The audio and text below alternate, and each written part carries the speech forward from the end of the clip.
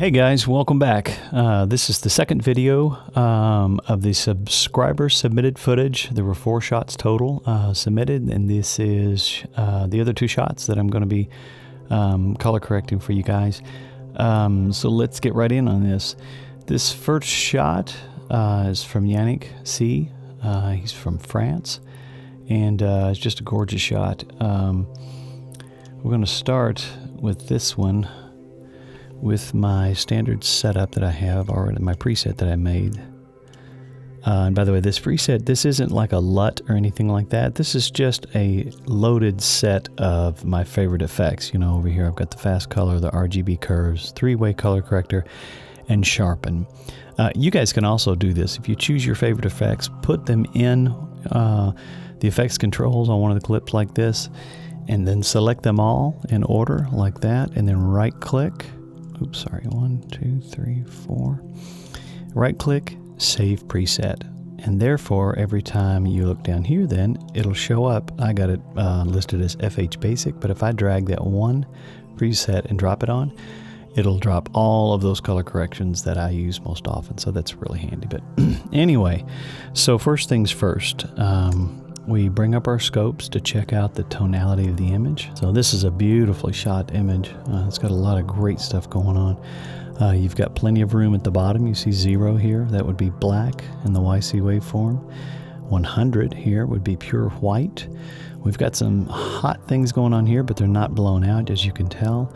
And reading this image from left to right is just like your image up here. These hot spots are right here within this church. So, but everything looks pretty good. So we'll start with the first thing I like to mess with, which is I'm going to make sure I'm going to check my white balance. So I'm going to grab the eyedropper tool and the fast color corrector. I'm going to sample an area that should be white, and I'm assuming, you know, the outside of the church here should be a white hue.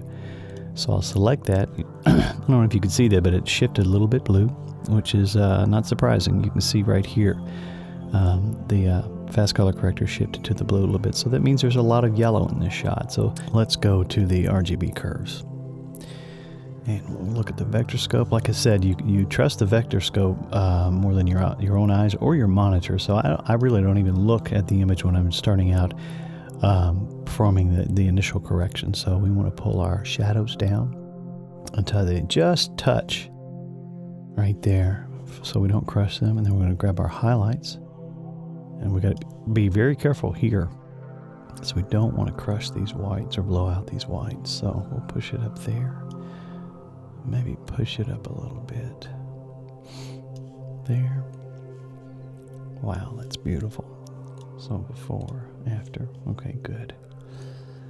So we've got some pretty good tonality going on here, but let's move the vector scope out of the way. And then let's look at the 3-way color corrector. These 2 shots that I've got coming up that we're working on here are great, because both of these turned out to be very cinematic shots versus something that looks a little bit more vivid and real, like reality TV. So I was able to kind of push the colors in a different direction. And what I like to do is on the 3-way color corrector, this is a technique that you see very often in a lot of Hollywood productions. The shadows you want to pull.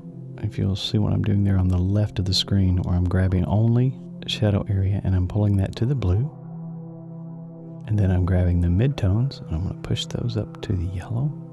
Same with the highlights, so they go the opposite direction. So it gives you this really great cinematic feel. See, look over here. Notice how the shadows down in this area, look how blue they are. And then the highlights and midtones stay this really warm yellow. This slider at the very bottom that says tonal range definition, this is very handy, because this is kind of the crossover point of how much the shadow intrudes into the midtones or how little. So if I pull this, if you'll look, if I pull this all the way this way, notice in the trees here and here, see how yellow they are? Now watch when I pull it and widen it. See, the trees get much more blue in there, but that's your call. You can kind of tweak that to your liking. But so we've got that. The other thing I did in the shot, I used Lumetri, but only 2 things in Lumetri did I use. I used, under the curves, I used the hue and saturation curve. So I want to drop an anchor in the blue and the red, yellow, and green. And when I say drop an anchor, that's so if I want to adjust the reds, I can do so, and it doesn't affect the other colors. See, like that. So I want to bring up some of these reds because there's some really great stuff going on in these rooftops and some of these trees, this kind of rust red color. And then let's pull up some of the blues too. We're going to go even more with those. So there we go. So without that, there's the image. With it, there's the image. Now the other thing I did with this shot, because this is just such a romantic shot. This is beautiful. I mean, with the body of water in the background, this gorgeous church, and the lighting is fantastic. This low light with these raking shadows, and of course these hilltops, mountaintops in the background. I wanted to kind of capture it and pull focus even more on this church. So what I did was I used a vignette. So I pull a vignette around the edges. Pull the midpoint in a little bit. And what this does is it tends to frame the shot. It really forces your eye to focus here. Not that it needed it, but it does. It really focuses your eye on the center. So without the vignette, you've got that. With the vignette, so you see it kind of romanticizes it a little bit, which I think is nice. It's not always appropriate for every shot, but I think it works with this one. Play that, see what that looks like. Yeah, this is a great shot. So anyway, that one's pretty straightforward. Luckily, I didn't have to do any kind of traveling mats or anything like that. That's just a glow. You know, each one of the effects panels that I'm using, Lumetri or 3-way color or RGB, it's a global change to the whole image. Okay, let's go to the next one, and that's by Xavier B. From Canada. This shot, man, I was pretty excited when I saw this because it's a very cool shot. But this shot was really, really tricky. There's the shot itself, primarily because it's a winter shot, and this is a tough shot to do. It's shot very flat, which it should be. That's a very smart thing to do, especially when you've got snow. The lower the contrast, the better, because it's so easy to blow out the whites in the snow areas and lose your definition. But you can see that Xavier still has a lot of nice details that are still going on here because he did shoot very flat. All this kind of stuff, this would be gone if he had shot with, the contrast on 0 or heaven forbid, higher than 0, +2 or something like that. All of this wonderful information would be lost. But this one is, like I said, this one was a little tricky, so I'm going to start and drop in my standard correctors. I go into RGB, curves. Let's pull down our shadows. Okay, and then I'm going to pull up our highlights. I've got to be real careful because it's so easy to blow these out, but you can see we're right there at the edge. So we're good on that. Shadows are getting a little bit dark here, but I think this works. And it looks like, look at our color balance. Looks like the low end of the red is a bit high, so we'll pull that down a little bit. Balance the shot out just a little. Same for the high end of the red. Pull that down a little bit. So there's the shot, sort of balanced and tweaked with some contrast. Now let's look at the original, or the one that I did after the color correction for the video. A lot of great stuff going on there, and one of the biggest things, I wanted to find a way to pull out the blues and greens in these trees and push them a little more toward the blue instead of just a grass green or a pine green. But the reds, all of these trees that are barren with the grasses, there's some beautiful stuff going on there. But then you look at the image, it's like, wow, how are we going to do that? So what we want to do is, first off, let's look at the YC waveform and look at all this dark area, this big band. That's all of this stuff, all these trees, and those are kind of getting crushed and lost. So I thought we need to bring those up. So I'm going to put an anchor right there in the middle so that doesn't move, the very middle, the mid-tones. Then we're going to put another point right here in the low end, then I'm going to lift that up a little bit. Hopefully that helps. And we still don't have a whole lot of going on with color, so we go back and look at our original, see what we did. Okay. Alright. So then what we want to do is, let's see, Lumetri. We're going to go to Hue and Saturation Curve.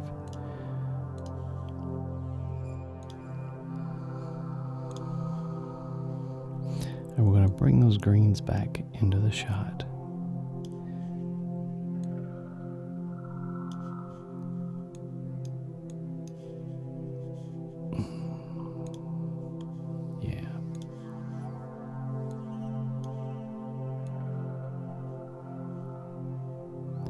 Bring those reds out. Now you can see the reds are kind of pulling up because I've pulled the red area way to the outside. It's much more saturated.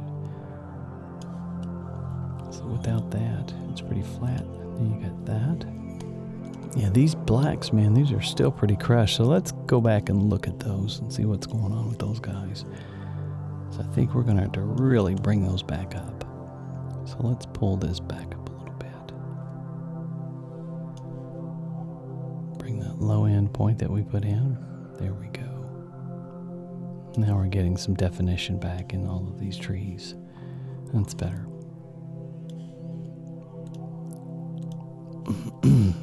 Go to the saturation in the 3-way color corrector. I'm going to see what the master does if I crank that up a little bit. Okay. I'm going to crank up the midtones also. See, now it's starting to bring up these beautiful reds. As you can see from the final one, I have, there's much more contrast, there's much more saturation in the color, but the big thing is this I guess it's a pond, where it's going off over here into like a stream maybe or something like that. It's really dark and blue, because if you look at the shot, you know, it's pretty light. I wanted to see if I could get that to be very deep and dark, saturated. So what I did to get that, like I discussed on the last one, we used the 3-way color corrector. Drop that under my other 3-way color corrector. Then I'm going to name this one. Just call it water, so I can tell the difference here.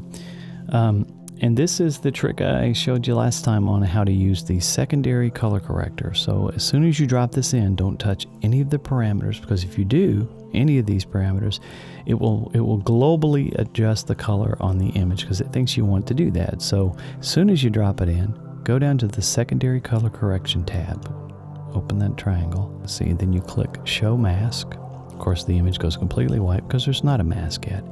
So now we go over and grab this first eyedropper tool and we select an area within here. And you see it starts grabbing those areas. So then you go back over here to the plus and we're going to add to this. And you just want to keep doing this. You want to keep adding and adding, and don't worry if you're trying this yourself and it's like it's not picking anything new. I don't know what's going on here.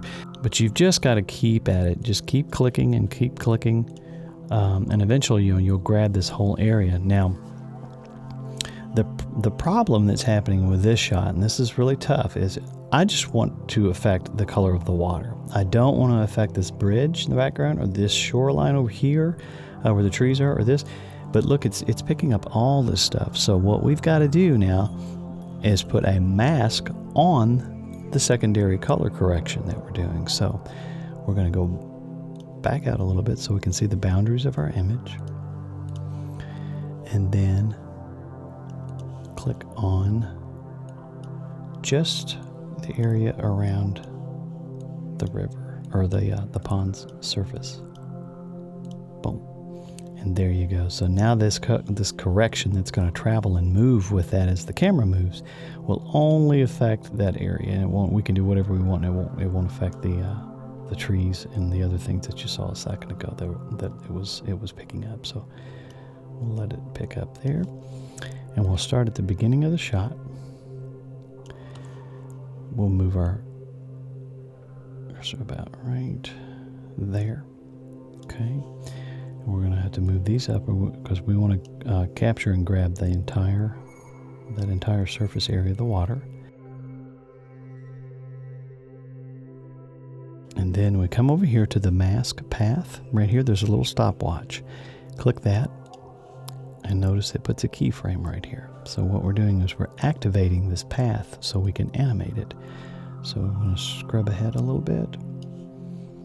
Then we're going to take those top points and pull them down.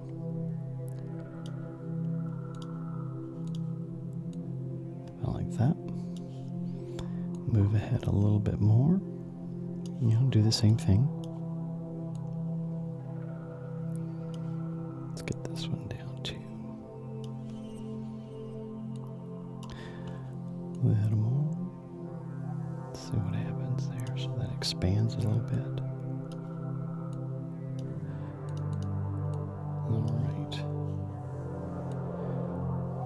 And then we want to, I'm going to go ahead and feather that a little bit so it's not such a hard edge.